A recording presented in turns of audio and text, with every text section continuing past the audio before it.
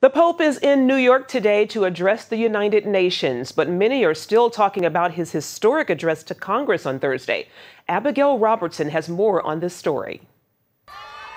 By the massive crowds he draws, it seems Pope Francis might just be the most loved man in America. Today, his busy New York schedule begins with a speech to the United Nations General Assembly. Then he visits the 9/11 Memorial and tours Central Park, welcomed by some 80,000 lucky ticket holders, then finishes with Mass at Madison Square Garden.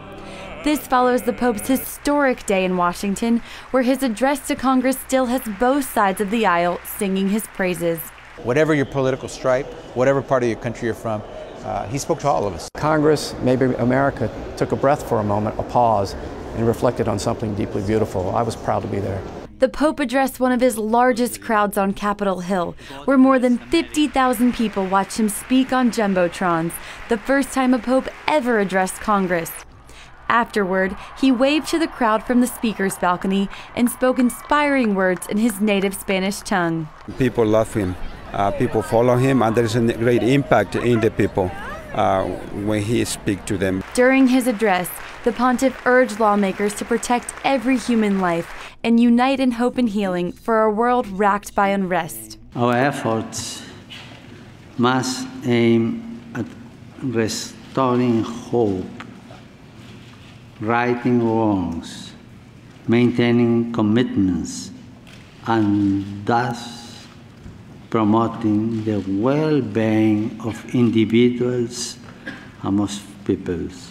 Pope Francis continues to get political in his speeches, discussing issues like the refugee crisis, climate control, and abortion. Regarding the refugees, Pope Francis encouraged people to remember the Golden Rule and that it's our responsibility to protect and defend human life at every stage of development.